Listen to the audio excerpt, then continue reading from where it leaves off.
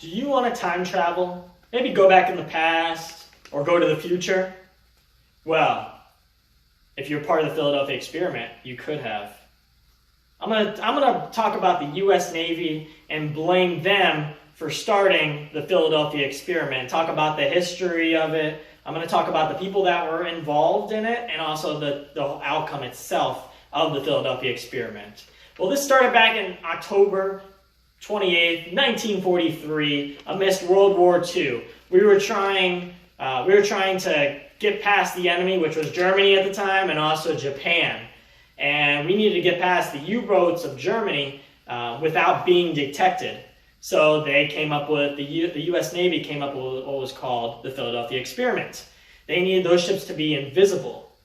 Radar, not detectable by radar, or maybe teleport all the way over to the other side so they will have no idea we're coming. Well, they had to do this with electromagnetic fields. So what they did was, with the ship itself, they took cords or wires and wrapped them all the way around the ship, along with some generators on board, to make an electromagnetic field that has never ever been tested before, so powerful that it ended up, when they started it, they had about 50 crew members or more aboard. When they started it up, thanks to some scientists, the ship disappeared out of sight, which was the goal, right? They wanted to make it invisible. But over in Virginia, that was coming from the Philadelphia docks. Over in Virginia, all of a sudden, here comes the USS Eldridge, pops up in the Virginia Bay. And everybody's like, what in the world? How did that ship get there? It was surrounded in green and blue fog all the way around it. A minute later, they shut the whole thing, the whole electromagnetic fields down, and back came the ship, just reappearing out of nowhere. So what it did was, not only did it become invisible, but it also teleported over to Virginia and teleported back. When they went on board to see how everybody's doing, not all 50 crew members were there anymore. Some were missing. Some were super ill, nauseous, didn't feel good, just out of it. Others were embedded in the ship itself. Arms were hanging out of the side of it. Heads were hanging out of the floorboards. It was chaotic on board.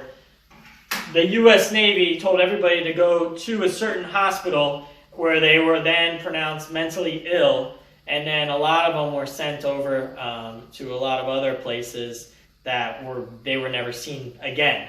So that takes us to the people itself that were involved. Well, there were 3 scientists involved. Albert Einstein, using his unified field theory, and Tesla and von Neumann, who worked on the electromagnetic field part of it, which I guess you can kind of say was a success, except for the people itself that were on board, because they'd never tested it on people before.